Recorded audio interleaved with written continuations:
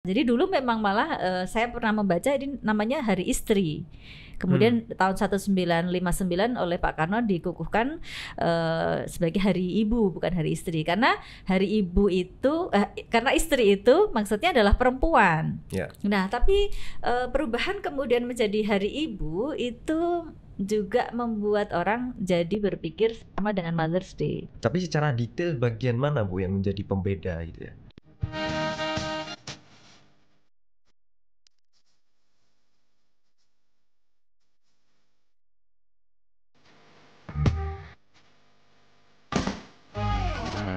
Assalamualaikum warahmatullahi wabarakatuh. Hai sobatmu, selamat datang kembali di Lensamu Podcast. Alhamdulillah pada kesempatan hari ini kita akan membahas kembali diskusi-diskusi interaktif tentang isu-isu yang sedang berkembang. Nah, kebetulan karena beberapa waktu ini kita sedang memperingati Hari Ibu, kita sudah kedatangan Ibu Adib Sofia sebagai peneliti sejarah Aisyah. Selamat datang Ibu. Makasih Mas, sehat. Alhamdulillah. Gimana tadi Bu perjalanan ke kantor ya ini? Crowded. Iya. Kebiasaan di Jogja biasa kalau misalkan pagi-pagi sibuk apalagi Senin. Tapi alhamdulillah ya padat merayap lah. Jadi kita akan diskusi Bu tentang perkembangan isu perempuan, terutama kalau di Indonesia kita saat ini sedang memperingati Hari Ibu ya. Tetapi sebelum jauh ke sana, kita ingin lebih dekat dengan sosok Ibu Adib Sofia. Dulu waktu masih seusia saya Bu, masih 20-an. Iya. Gimana Bu latar belakang pendidikan dari mana? Saya S1, S2 sampai S3 di Fakultas Ilmu Budaya UGM Mas gitu. Di situ saya ketertarikannya pada teks ya, persoalan teks. Jadi kalau lihat-lihat ke masa lampau tuh saya seneng. Sampai sekarang saya di UIN tuh sebagai ketua pusat studi manuskrip. Jadi lihat-lihat tulisan-tulisan masa lalu tuh asyik gitu ya. Kita sampai berkelana. buku-buku yang dimakan rayap. Iya. Yang berdebu-berdebu begitu, yang orang nggak mau pegang, justru saya senang pegang. Ya, ada beberapa memang segmentasi manusia itu yang lebih suka mengkaji masa barang lalu. Dan memang ini perlu dilestarikan dan dijaga gitu ya. Iya, Mas. Nah, memang kalau misalnya kita ngomongin soal sejarah tentu perlu ada orang yang melestarikan. Nah, seperti apa sih Bu kemudian yang menjadi isu utama perkembangan di Indonesia ini terkait dengan isu perempuan gitu ya, terutama tentang Hari Ibu. Tentang Hari Ibu, oke. Bangsa Indonesia itu kan tidak kemudian masyarakatnya maju-maju ya, perempuan-perempuannya terus jadi setara gitu, enggak. Kita pernah berada dalam situasi yang kelam, yaitu ketika saat itu mindset bahwa perempuan itu benar-benar the second sex ya. Ada di beberapa buku sejarah Aisyah dan Muhammadiyah itu yang merujuk pada istilah Simone de Beauvoir bahwa memang perempuan pada waktu itu masih belum setara. Ada istilah kalau di Jawa itu konco wingking Mas, bahwa perempuan itu ya teman di belakang, yang di depan itu laki-laki gitu. Masak macak mana? Masak macak mana? Terus ada juga Mas Wargo Nunut Neraka Katut. Jadi dia itu adalah entitas yang nggak bisa menentukan nasibnya sendiri. Kalau dia nanti ke surga ya karena suaminya, karena laki-laki gitu. Betul. Kalau dia masuk neraka ya itu cuma katut aja. Jadi dia tidak mempunyai peran strategis untuk dirinya sendiri. Dia hanya katut. Dia hanya entitas yang tergantung ya, memiliki ketergantungan dengan entitas yang lain atau laki-laki. Itu pada awalnya. Dan pada saat itu ya, pada saat kita belum merdeka, perempuan-perempuan banyak sekali yang berada pada posisi yang tidak enak. Misalnya di dalam perkawinan mereka tidak mempunyai kemampuan untuk menyampaikan gagasan.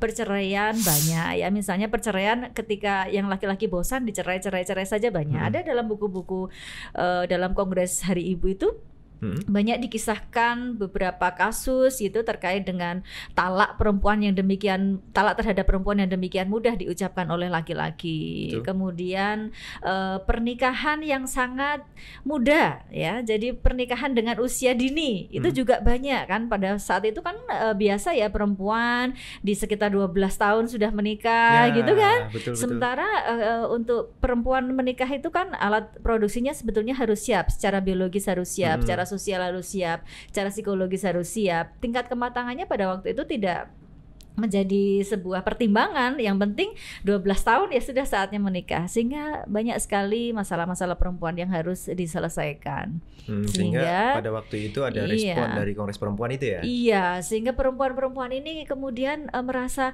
kita harus sama-sama membuat gebrakan nih bareng-bareng. Kalau kita sendiri-sendiri mungkin sulit, sehingga di dalam pidato Hayyinah juga kita harus bersama-sama gitu.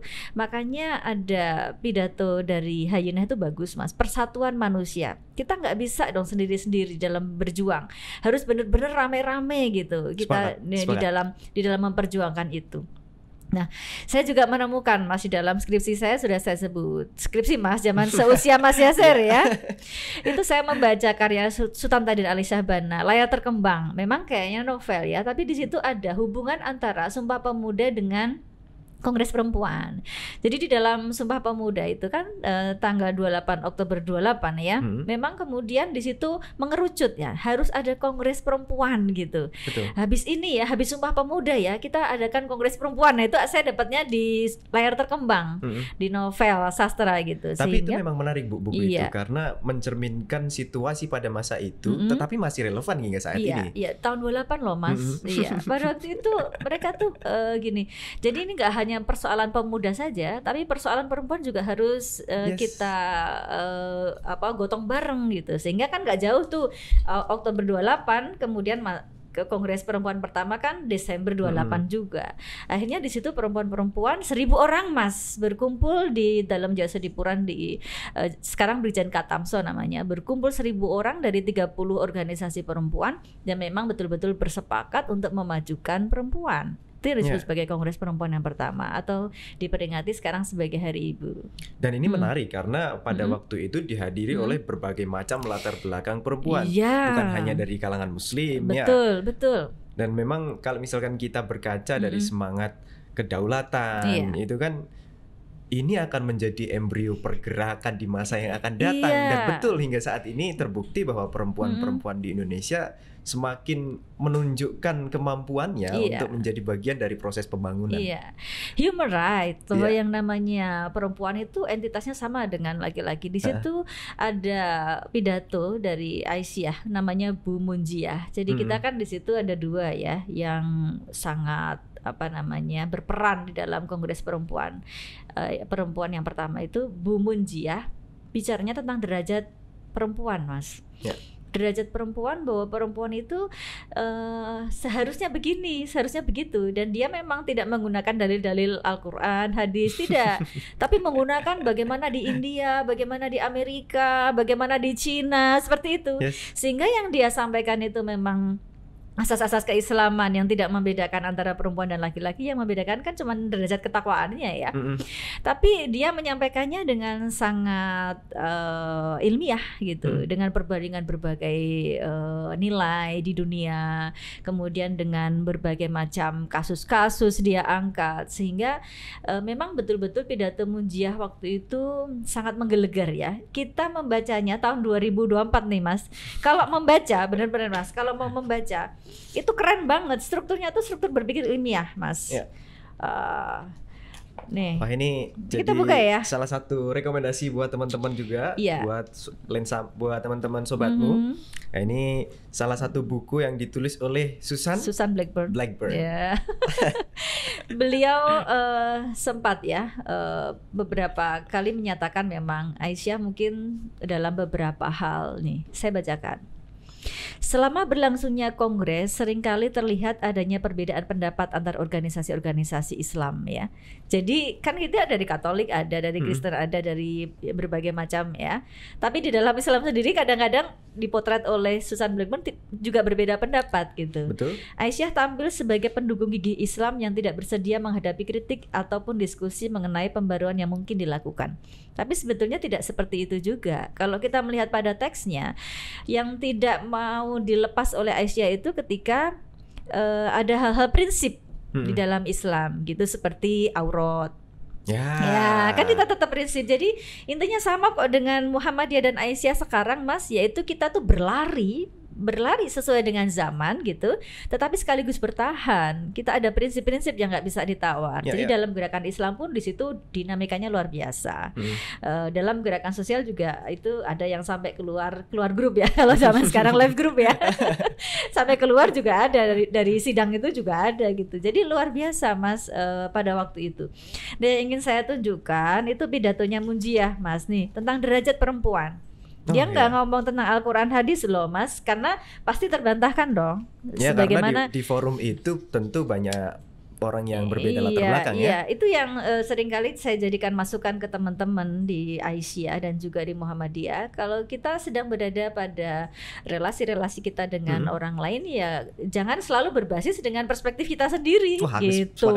Kita harus ngomong banyak ini. Kayak beliau ngomongnya bagaimana kehidupan di Amerika gitu ya, bagaimana kehidupan di Cina, di India dan sebagainya. Sampai kemudian dia mengatakan hak kita tuh ya, kewajiban kita tuh hamil, melahirkan anak, menyusui, itu saja. Yang lain kita bisa melakukan banyak hal seperti sebagaimana laki-laki.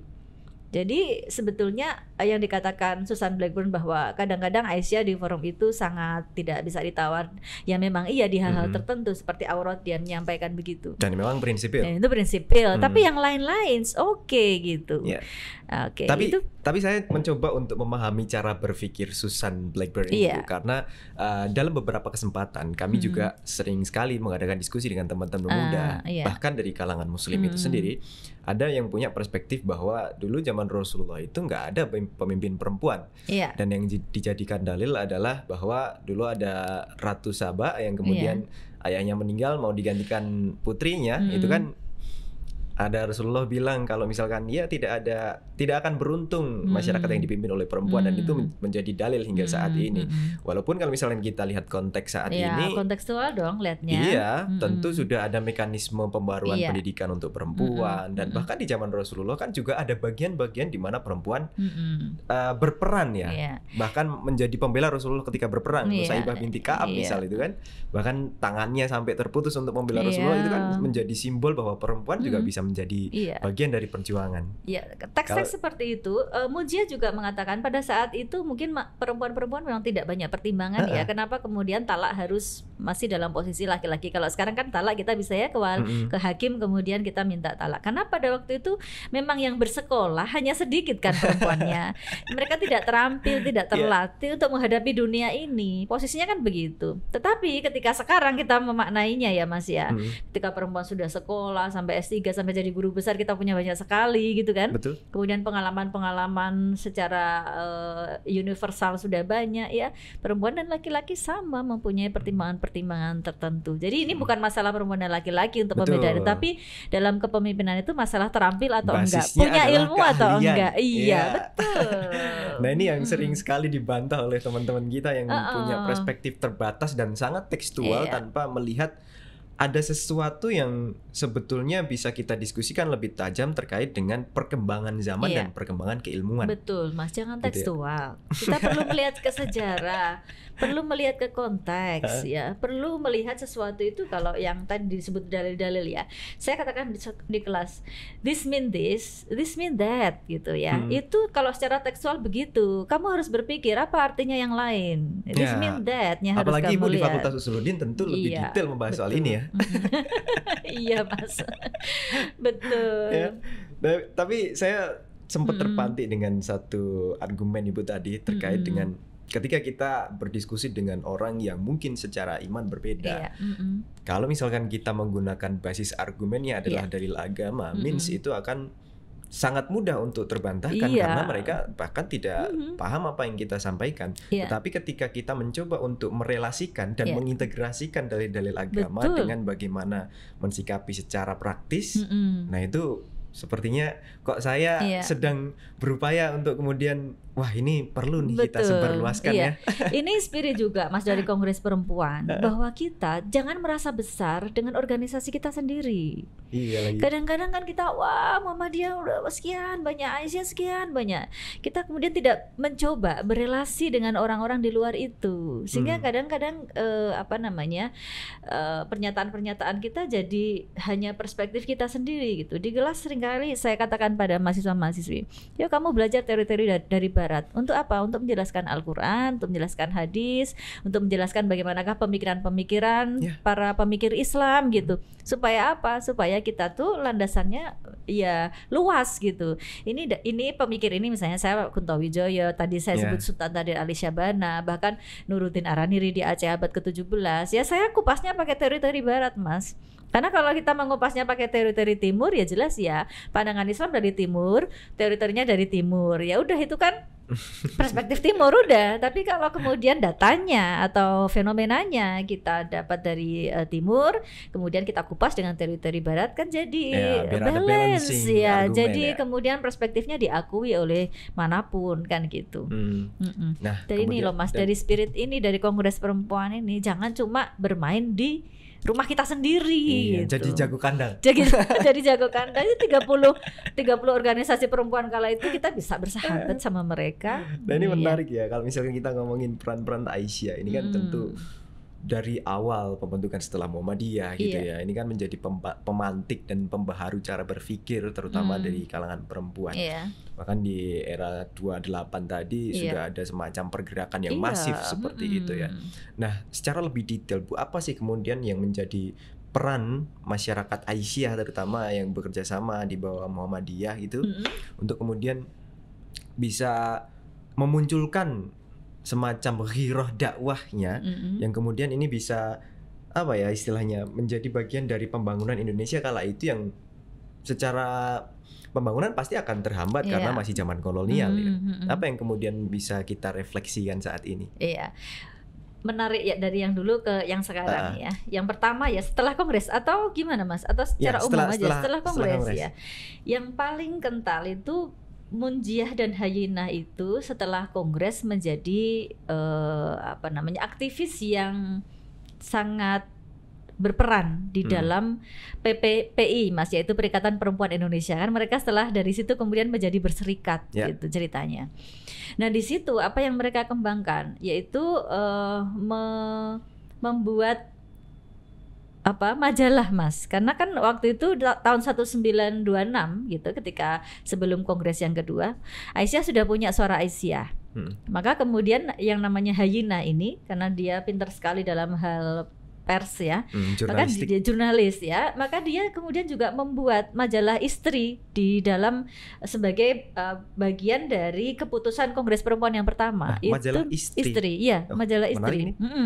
Istri itu bukan pasangannya suami loh Mas. Ya, ini maksudnya yang ingin saya tanyakan ini tadi.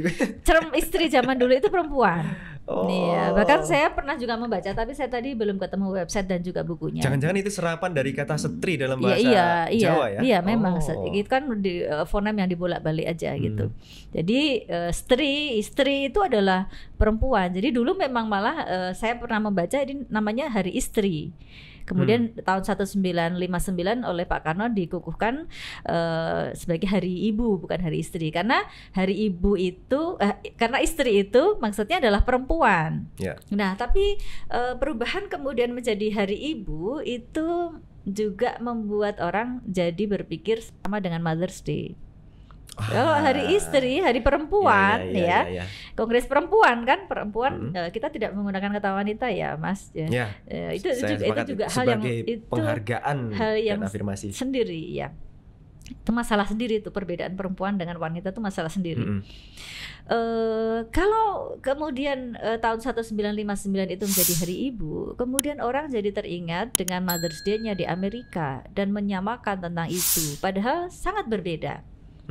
Justru Hari Ibu kita dengan melihat sejarah yang ada Mas, ini kan saya bawa buku dari Susan Blackburn, kemudian ada karangan Triana Wulandari yang bukan Aisyah ya. Kalau di sini emang kita ngomong tentang Aisyah sendiri nih, kita ngapain aja selama Kongres gitu.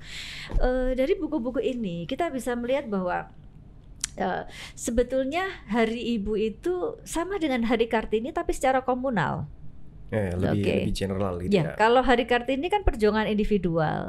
Yang sebetulnya kita di Aceh punya Laksamana Kemalahyati, kita punya Cut Mutia, kita punya Cut Nyadin, ada banyak ya. Cuman kan Kartini ini dekat dengan kekuasaan sehingga di blow up oleh sejarah kan gitu. Simbolisasi. Iya. Teksnya banyak, ya jadi yang nggak nulis memang nggak terblow up karena Kartini pinter nulis, akhirnya dari masa lampau bisa dibawa ke masa sekarang itu bedanya.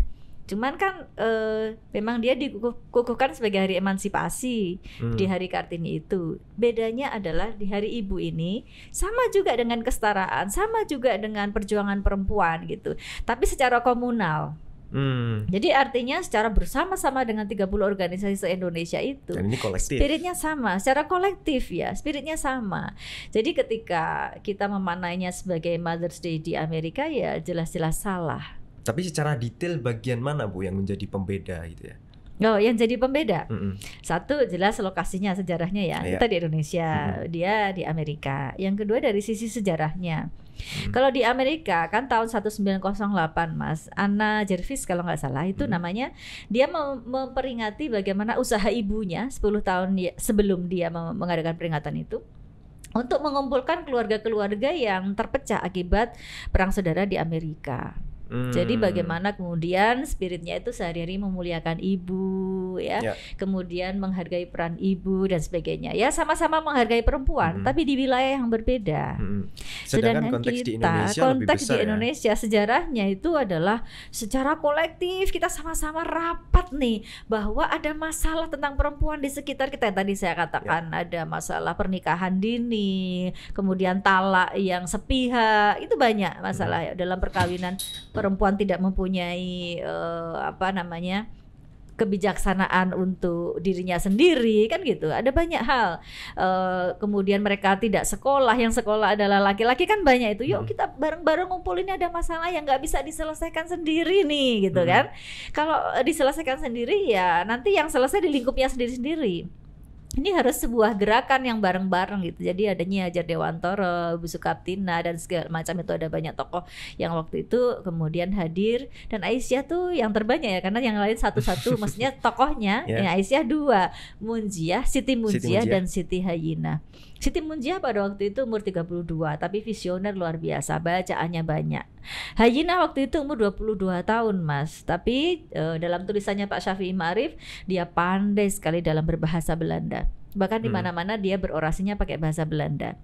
Dan selalu membawa penerjemah kalau keliling Indonesia, kecuali di Gorontalo. Karena waktu itu Aisyah di Gorontalo sudah pandai sekali berbahasa Belanda. Jadi dia nggak bawa penerjemah ketika di Gorontalo. Wah ini menarik ini. Dia tuh singa panggung, singa podium itu Hayyinah dengan Munjiah itu ya. Cuman memang banyak orang masih menelitinya Munjiah, dan saya sudah menulis untuk pimpinan Pusat Aisyah profil Hayyinah ini.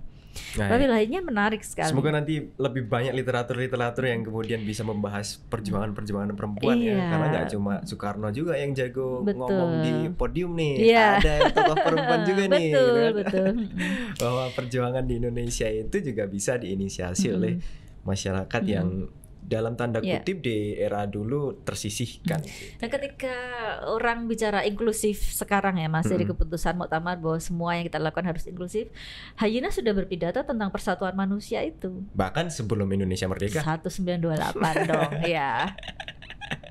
Persatuan manusia nggak bisa sendirian gitu. Manusia itu sama di hadapan Tuhan, dan kita lakukan gerakan-gerakan kita juga tidak perlu memandang kamu Muslim apa bukan, kamu seideologi dengan saya atau bukan. Ya manusia, ya kemanusiaan itu yang menjadi bagian dari atau cita-cita dari perjuangan kita.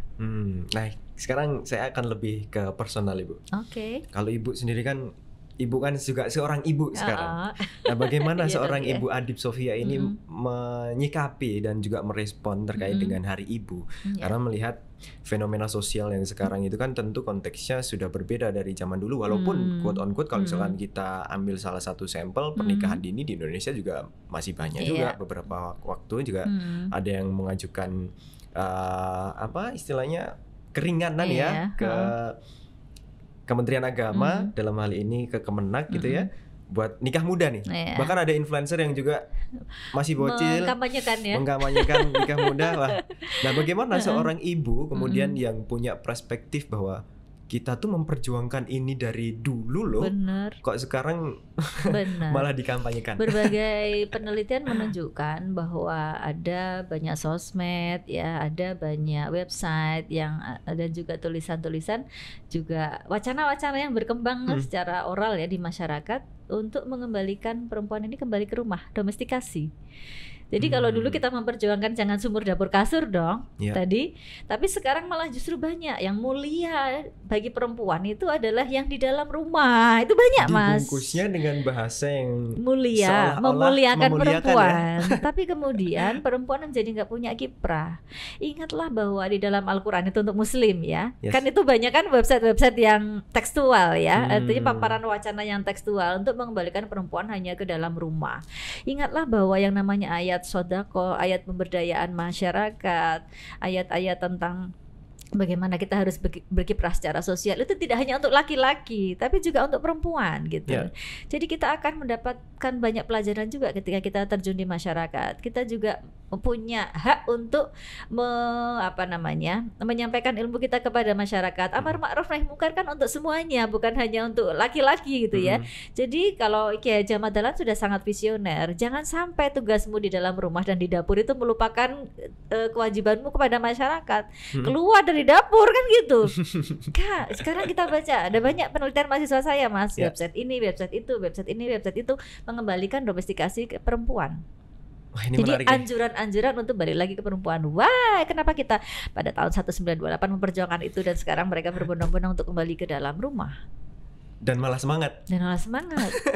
Sama sekali keluarga sakinah itu justru akan tercipta loh kalau kita saling mendorong untuk berkiprah secara sosial gitu. Sepakat. Tapi ini Bu, mungkin kalau misalkan yang menjadi diskursus di masyarakat kita gitu ya, ya bukankah bermuslim itu ya harus sesuai dengan Quran dan Sunnah, walaupun dalam tanda kutip kan kita juga bisa melihat secara kontekstual saat ini apa yang kemudian menjadi diperlukan peran-peran perempuan yang secara strategis masuk ke dalamnya.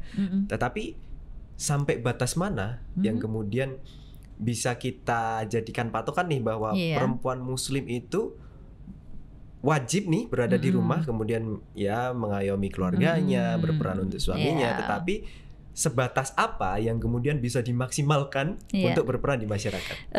Yang diyakini oleh Muhammadiyah dan Aisyah kan kita saling ya, ada prinsip kesalingan. Laki-laki dan perempuan harus saling apa ya? Saling mengisi dalam hal nafkah ya, kemudian dalam hal kiprah itu juga saling mengisi. Jadi kalau kita memang prinsipnya kesetaraan, kesalingan, pasti ada saatnya lah kamu keluar, saya yang ngurus anak gitu kan. Kamu sekarang yang ngisi pengajian. Misalnya kalau ibu-ibu Aisyah kan begitu ya, saya akan backup dari sisi data. Kalau saya sama suami saya dulu gitu Mas. Jadi saya yang ngomong di publik, suami saya yang ngurusin PPT-nya tuh. Misalnya ya, misalnya contoh ya, misalnya ada pengajian Ramadan di PP Muhammadiyah nih ya. Saya bilang gini, Muhammadiyah tuh sampai sekarang secara tabligh digitalnya belum berkemajuan loh. Saya pengen ngomong itu. Kenapa? Karena viewer kita, subscriber kita masih sekian dibandingkan dengan website lain, dibandingkan dengan ormas lain. Kan saya mau bilang gitu, datanya dari mana, ntar suami saya nyiapin. Jadi dari website lain saya nggak usah sebut ya. Ini datanya sekian, Muhammadiyah nih yang teman-teman produksi di sini nih. Viewernya masih sekian itu. Makanya di depan Pak Haidar saya katakan kita belum berkemajuan loh dalam tabligh digital ya. Saya berani, kenapa? Data udah disiapkan sama suami.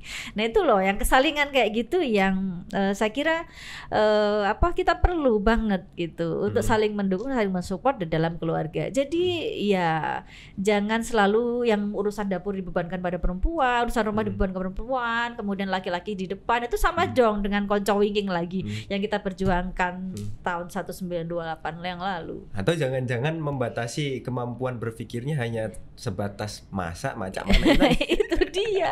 Kita kembali lagi ke era zaman dulu kala kan. Jangan sampai. Karena zaman dulu nggak ada PPT untuk disiapkan. Ya gak gitu juga sih. Kadang-kadang juga saya yang support suami mau apa. Iya. Jadi kita kesalingan aja, Mas. Di prinsip kesalingan itu akan membantu kita memudahkan di dalam kiprah, di dalam bareng-bareng, di luar juga bareng-bareng gitu. Tante tadi harus cerita sebagai ibu kan? Ya betul. Nah saya tuh juga punya keresahan yang sama Ibu terkait dengan ya anak-anak muda saat ini menyikapi perkembangan isu kesetaraan gender, karena kalau kita di Islam punya perspektif yang berbeda, terutama kalau misalkan dibandingkan dengan isu-isu feminis gitu ya. Ada beberapa hal yang diperjuangkan tuh sama, tetapi kayaknya ada hal yang sangat prinsip yang kemudian Islam nih semangatnya jauh lebih advance lah. Ya gitu ya. tahun 1928 itu ada juga yang sampai live group tadi karena Aisyah banyak juga bicara tentang dari dalil poligami juga. Bukan berarti kemudian kita setuju poligami katanya. Prinsipnya memang monogami, tapi untuk menghilangkan itu sama kok dengan yang kita bicarakan sekarang. Itu emergency exit itu kita masih buka gitu. Ya artinya ketika kondisi-kondisi tertentu ya kita tidak menghilangkan itu, tapi prinsip bahwa Islam itu monogami kita pegang. Bahkan dalam penelitian saya tentang 12 cerpennya Kunto Wijoyo itu saya kesimpulkan dia ini loh kampanye monogami. Ya, kampanye monogami, dalilnya banyak juga disampaikan. Cuman untuk menghilangkan bahwa masna basulah sabaruba itu kemudian harus hilang dari teks kita itu enggak gitu loh Mas ya. Ada memang itu menjadi bagian dari sejarah yang bisa diteladani, tetapi sebetulnya pesan utamanya bukan di situ. Iya, saya kira di sini masih selaras lah dengan identitas keaisyahan kita. Jadi dari sisi yang tadi saya katakan, kita berlari mengikuti zaman, tapi ada yang bertahan gitu, yang kita bisa mewarnai kehidupan ini akhirnya dengan seimbang gitu. Wah, ini menarik sekali, Bu. Nah, terakhir Ibu sebagai penutup. Beneran terakhir. Harusnya terakhir ya. Okay. Tapi biasanya kalau udah panjang ya nanti kita diskusi di lain kesempatan yang lebih detail, dan tentu kalau sesama aktivis itu lingkungannya akan tetap circle-nya sama. Apa sih yang enggak buat kamu Mas? Wah, siap Bu, terima kasih. Iya, oke. Nah, apa pesan seorang Ibu Adib ini sebagai aktivis muda perempuan yang muda pada masanya, tetapi semangatnya saat ini juga harus tetap muda gitu ya. Aku yang pengen muda terus. Yang disampaikan untuk memperingati Hari Ibu dan melihat fenomena sosial saat ini. Iya, baik. Hari Ibu kan berbeda dengan Mother's Day ya, sobatmu sekalian. Maka kita harus lihat spirit utama ketika Kongres Perempuan Indonesia yang pertama tahun 1998 itu dibuat, itu spiritnya bagaimana. Yang pertama adalah tentu kita melebarkan sayap, jangan sampai pergaulan kita tuh hanya di situ-situ aja, hanya di teman-teman kita sendiri. Kita bergaul dengan orang seluruh dunia, bacaannya harus banyak, wawasannya harus luas. Yang kedua tentang kiprah perempuan. Ini kan adalah sebuah gebrakan ya untuk kita keluar dari rumah itu. Oleh karena itu, kalau sekarang kita sibuk gitu dengan segala macam urusan domestik, mari kita sama-sama melihat bahwa kewajiban kita juga untuk membuat masyarakat kita minadzulumati ilan nur, lebih baik daripada sebelumnya. Itu Mas Yasir. Terima kasih Bu Adib. Wah, ini luar biasa sekali. Terima kasih sudah hadir di podcast kami. Semoga besok kita bisa undang lagi untuk membahas isu-isu yang lebih strategis. Iya, thank you. Nah, ini adalah akhir perjumpaan kita, teman-teman. Dan sebagai sebuah pesan, ada satu ayat di dalam Quran, surat Ar-Rod ayat ke-11 kalau nggak salah, nanti bisa dicek bahwa sesungguhnya Allah tidak akan merubah nasib suatu kaum kecuali kaum itu sendiri yang merubahnya. Untuk Anda perempuan di luar sana, Anda adalah perempuan yang hebat dan teruslah berjuang. Assalamualaikum, sampai jumpa Lensamu Podcast.